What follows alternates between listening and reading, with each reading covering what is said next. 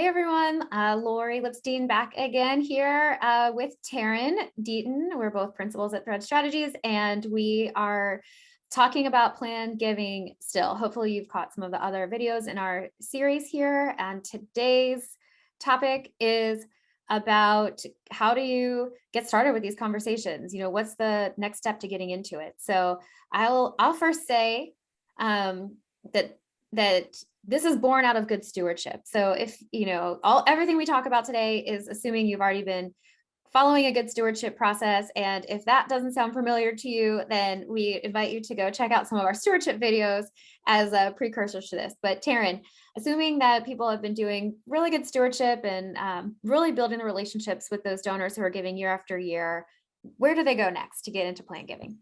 Yeah, I mean, I think a planned giving conversation is really just a great extension of that relationship building process that you've already been engaging in with your donors.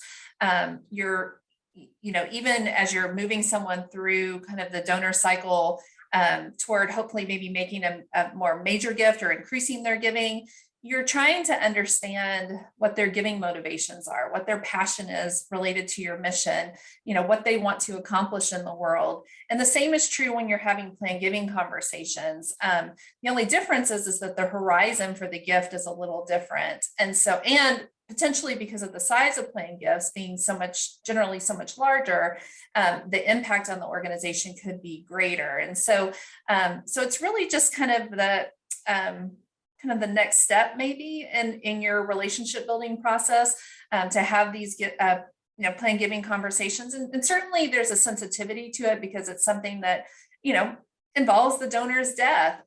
But it also gives a way for the donors to create that lasting impact on an area of something that they're passionate about. So to me, it's really kind of like a very exciting area of giving. It can be because it gives the donor a lot of agency and the opportunity to really make an impact on the mission of your organization. So, but Lori, there's something about it with fundraisers that keeps us from, I don't know, it's one of those things and I remember for myself too, I shied away. Why aren't we all doing it? Why? Exactly. So what do you think? Why is it that we don't have these conversations with donors? I mean, when I think about why that used to really intimidate me, it was that it felt complex, and I felt like, well, I'm not a financial person. So how could I know what they could do with their will? But actually, here's one of the greatest secrets that all fundraisers should remember, that your job is to really be working with a donor about what they want to do with their gift and what is the impact and the legacy that they want to leave. You actually don't need to know the how. That's really, that piece can be handled by and should be handled by professionals in that area. So tax advisors and lawyers and financial advisors, all those people are the ones who handle the actual logistics of the gift and how it gets written into what and the legalities of it. And you're off the hook on that part. As a fundraiser, you are not expected to take a side class in financial advising to be able to do planned giving. You just need to focus on the what. What is the donor want to do with their funds after they've passed away that can leave, impact the next generation and make their mark on the world. And if you just keep that in mind, it gets a lot less scary. Don't you think, Taryn? That's right.